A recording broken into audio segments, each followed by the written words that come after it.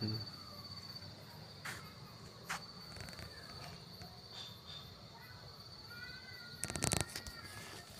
উদ্দেশ্যটো কৰোঁ আৰু আপোনাৰ নিয়মটো কৰোঁ আৰু আপোনালোকক সকলোকে নমস্কাৰ জনাইছোঁ। মোৰ নাম শ্ৰী টিংকু পেগু। ঢকুৱাখানাত হয় মোৰ অৰিজিনেল ঘৰ আৰু ইয়াতে আপোনালোকৰ government I T I Biswanath এতিয়া তাতে ফেকাল্টি হিচাপে কৰোঁ, কাম কৰি আছোঁ মানে।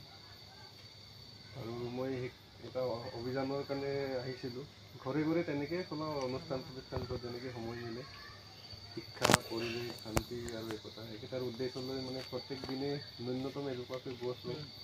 ভাল লাগে গছ ৰুই, একো তেনেকুৱা কোনো পঠিয়া নাই, নিজৰ ইচ্ছাৰে নিজে আহোঁ।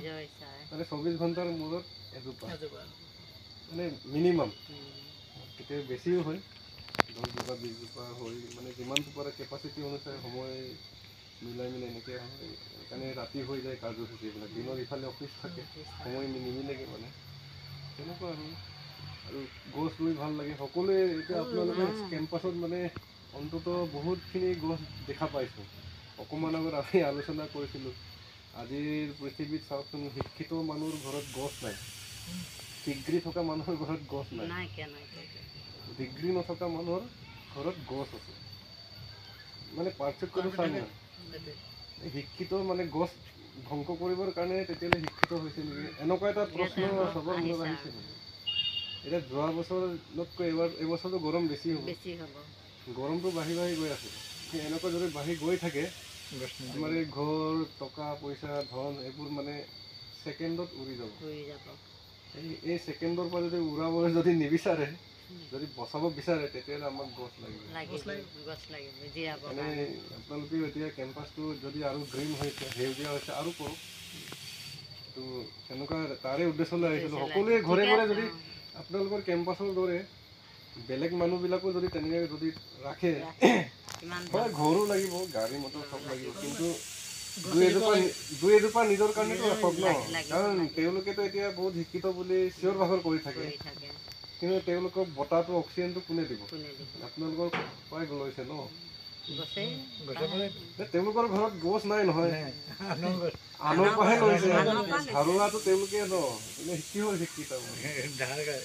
প্ৰশ্নটো এনেকুৱা ন, তেওঁ শিক্ষিত বুলি চিঞৰ বাখৰ কৰি আছে, দেখাই আছে মোৰ ইমান দামী ঘৰ, দামী গাড়ী, কিন্তু এজোপা গছ নাই, তেতিয়াহ'লে তেওঁ কেনেকৈ শিক্ষিত হ'ল, কেনেকৈ ধনী হ'ব পাৰিলে?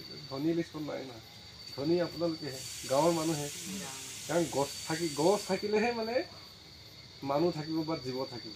এতিয়া চন্দ্ৰত গছ নাই, মানুহ নাই, জীৱ নাই। এতিয়া আমাৰতো কিজানি চন্দ্ৰৰ নিচিনা হৈ যাবগৈ এটা টাইমত, উদং হৈ যাব পাৰি। তো সেইটোক আমি অন্তত অকণমান মানে সজাগ হওক বুলি ঘৰে ঘৰে ক'বলগীয়া হৈছে আজি, মানে উপায় নাই মানে, কথাটো তেনেকুৱা।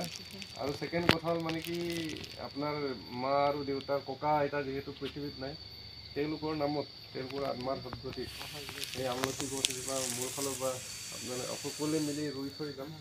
ইয়াক ধুনীয়াকৈ বচাব আৰু ভৱিষ্যতে তেনেকৈ মানে আপোনালোকেও নাতি নোতা সকলোকে শিক্ষাটো দিব লাগে। একচুৱেলি এই শিক্ষাটো দিয়া নাই মানে স্কুল কলেজত বা সমাজে দিয়া নাই মানে, এই গছে বুলি ভাবিছে মানে। কিন্তু এই নহ'লে যে আমি জীয়াই নাথাকোঁ, সেই কথাটো চবেই অনুভৱ কৰা নাই মানে, কথাটো তেনেকুৱা। বাৰু যিয়ে নহওক, সকলোৱে ভালদৰে প্ৰতিপালন কৰি সকলোৱে এনেকৈ মিলি থাকিব। পৰিৱেশটো ভাল লাগিছে, ঘৰত আপোনালোকৰ ধুনীয়া এটা সুন্দৰ পৰিৱেশ পাইছোঁ। দেউতাৰ নামত আহক, আপুনি মেইন মানুহ, আপোনাৰ মা দেউতাৰ নামত লগাই দিয়ক, আপুনি অলপ দি দিব।